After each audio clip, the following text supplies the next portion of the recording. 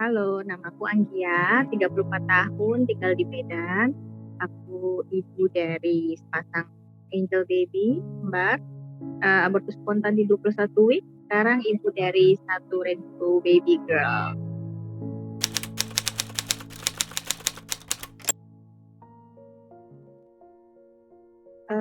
Aku menikah di tahun 2015.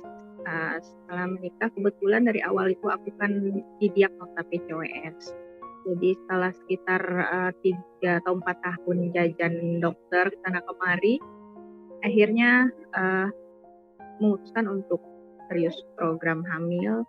Dan setelah pemeriksaan lebih lanjut, ternyata ketahuan kalau aku hidrosalping di kedua tuba, yang artinya aku harus angkat kedua tuba, dan berarti aku hanya bisa hamil melalui proses bayi tabung. Nah, setelah proses bayi tabung dijalani, alhamdulillah semuanya lancar, aman, bagus. Embrio yang dihasilkan juga baik. Setelah penanaman embrio, terus tes BHCG, alhamdulillah positif hamil langsung. Tapi seminggu setelah tes BHCG tiba-tiba aku tuh flagnya tuh yang bukan flag lagi sih ya, emang sampai darah ngalir gitu kan. Langsung buru-buru ke Obgyn, dicek, ternyata dari 2 embrio yang ditanam, 2-nya bertahan, tapi 1 sudah jelas terdengar heartbeatnya, detak jantungnya. Yang 1 posisinya tidak terdengar dan berada di bawah jalur rahim, yang kata dokternya ini resiko jatuhnya berat. Jadi akhirnya setelah itu disuruh untuk bed rest total, dikasih banyak obat penguat kandungan bla bla bla lainnya. Ya udah akhirnya diikutin lah semua perintah dokter ya, walaupun kayaknya berat kan.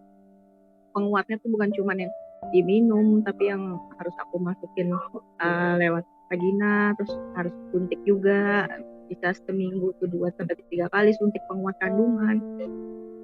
Ya seiring berjalan waktu, alhamdulillah 2 janinku sehat, kuat. Yang tadinya malah disangka nggak akan bisa berkembang, ternyata berkembang. Perkembangan bagus, tumbuh kembang semua bagus. Tapi selama perjalanan itu aku memang selalu kram dan sering flag. Nah, ketika 16 minggu kehamilan, dicek sama dokter, sepertinya aku inkompeten cervix, kata dokter, karena diukurlah jarak cervix ternyata pendek. Jadi akhirnya diputuskan sama dokter, oke, kita sekarang operasi ke cervix untuk mencegah janinnya ini keluar dengan sendirinya. Nah, setelah operasi bed rest total,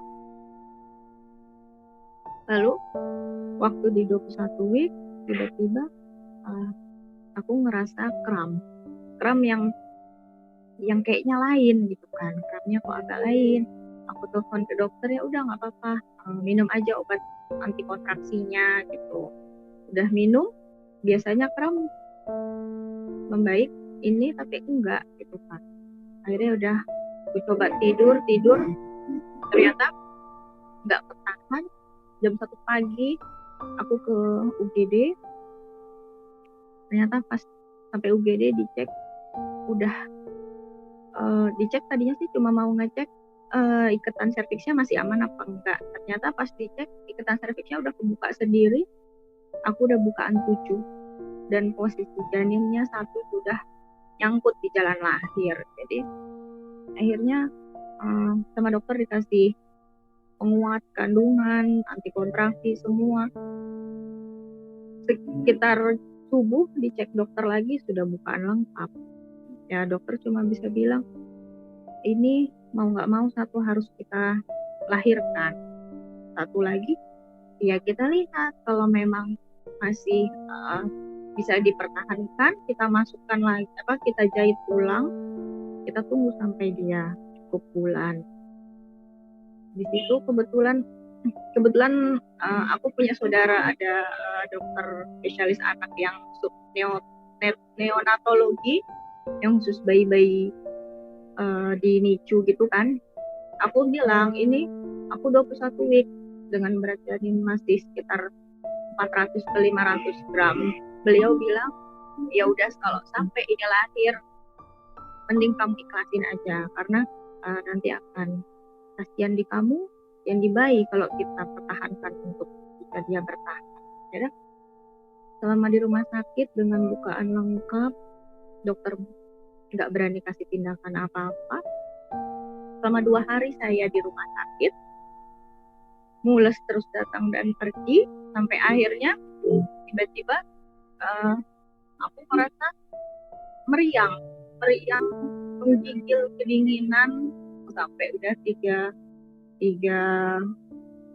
selimut, 3 lapis selimut pun kayaknya nggak mempan. Akhirnya keluarga sepakat, aku dan suami pertama sepakat, ya sudahlah, mungkin kalau memang harus ini semua bayi diangkat, kita angkat. Ketika ngehubungin dokter, ternyata tiba-tiba aku mules lagi dan akhirnya lahirlah satu janin yang tadi kata dokter itu nyangkut di jalan lahir. Lahir dalam keadaan utuh, masih terbungkus air ketuban dan masih hidup, masih bergerak. Aku masih gerakan dia rekam, narik tali pusatnya. Nggak lama kemudian dokter putuskan untuk potong tali pusatnya kan. Nggak lama setelah dipotong tali pusatnya, aku mulus lagi. Tadinya pikir, oh ini mungkin plasenta yang mau keluar. Ternyata enggak. Ternyata satu lagi yang tadinya kami harap bisa bertahan, dia ikut keluar juga, nyusul. Jadi pasang bayi kami, perempuan dan laki-laki, harus keluar dalam keadaan hidup, masih nendang-nendang, dan kami nggak punya kekuatan apa-apa untuk pertahanin mereka. Sampai akhirnya pada saat itu mamiku bilang, setelah kejadian ini mau kita anggap tidak ada, kita lupakan semua, atau kita anggap ada tapi kita tidak boleh bersedih. Otomatis saya langsung marah. Dalam keadaan baru melahirkan, anak saya masih dalam keadaan sakaratul maut. Sampai saya tanya kayak gitu kan, saya bilang nggak ada cerita, mereka lahir dari perut saya, mereka hidup, kita harus anggap mereka anak kita. Ya udah, akhirnya sekitar setengah jam kemudian ya mereka berpulang ke Mahaya puasa. Jadi cuman mungkin emang udah takdir ya, kalau menurut dokter itu semua karena saya incompetence septic. Itu kondisi gimana rahim nggak kuat untuk menahan berat janin, untuk menahan janin. Jadi ketika janin semakin besar, semakin berkembang, rahimnya nggak mampu, dia akan keluar dengan sendirinya gitu. Lalu setelah kejadian, saya masih di rumah sakit, suami itu saya kejadian kan malam habis subuh suami saya pulang untuk memandikan, mengapankan dan menguburkan 2 jenazah bayi kami. Setelah itu dia kembali ke rumah sakit.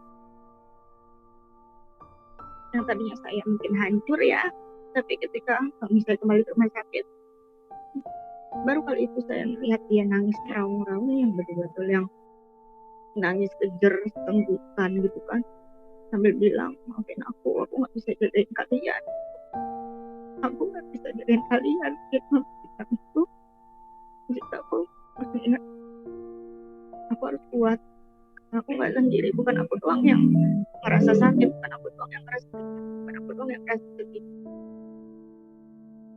Dari situ aku mencoba untuk terus kuat, terus tersenyum, terus seperti aku tidak merasa sakit di depan suami.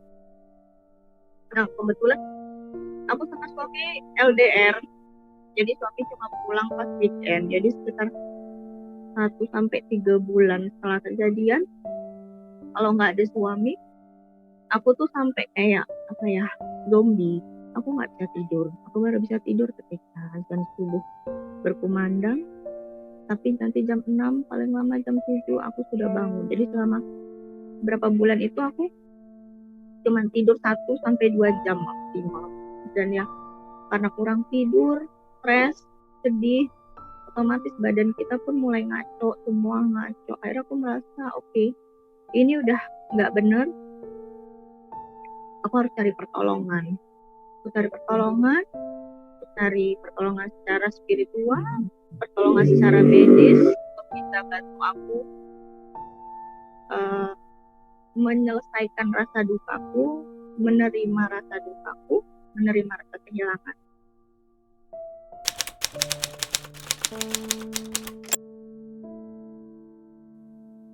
Setelah mendapatkan pertolongan medis, spiritual dan lainnya gitu, akhirnya aku sama suami sama-sama merasa oke, kita ada di titik kita kuat, kita udah bisa lagi bangkit, kita udah bisa untuk coba lagi program. Akhirnya kita coba lagi program bayi tabung lagi, alhamdulillah langsung berhasil lagi.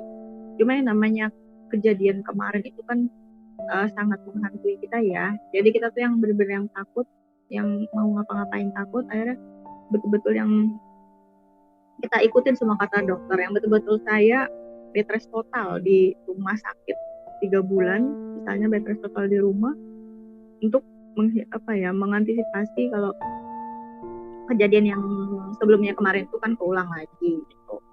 Ya alhamdulillah, walaupun selama kehamilan yang kedua itu penuhi rasa deg-degan, takut, cuma kita lebih berusaha berpikir untuk kalau kita nggak berani coba gitu, kalau kita nggak berani memulai, ya kapan kita bisa tahu kita akan berhasil atau enggak gitu. Yang penting pokoknya kita sudah coba, kita usaha dengan semaksimal mungkin biar Tuhan yang atur semuanya. Akhirnya ya alhamdulillah sekarang sudah ada 1 rainbow baby perempuan sehat, tidak kurang satu apapun.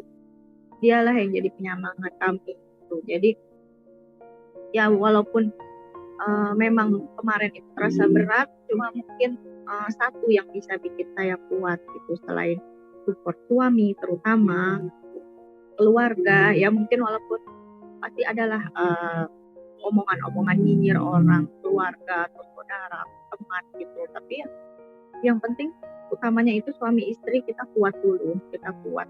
Kalaupun ada masalah, cari bantuan profesional. Apa masalahnya? Kalau memang masalahnya kesehatan, ayo kita cari dokter gitu. Kalau memang merasa kita cemas, berlebihan atau apa, ayo kita ke psikolog gitu, atau ya kita jumpai rohaniawan atau apa untuk meningkatkan rasa spiritual kita gitu. Banyak jalan yang bisa kita tempuh gitu. Dan juga kalau untuk saya pribadi, satu yang bikin saya kuat juga, cari komunitas yang bisa jalan sama kita. Jadi apa masalah kita, cari komunitasnya. Sekarang kan udah ini ya, zaman udah bagus, internet udah canggih, semua bisa kita cari. Carilah support system, baik itu profesional atau komunitas yang memang bagus di bidangnya.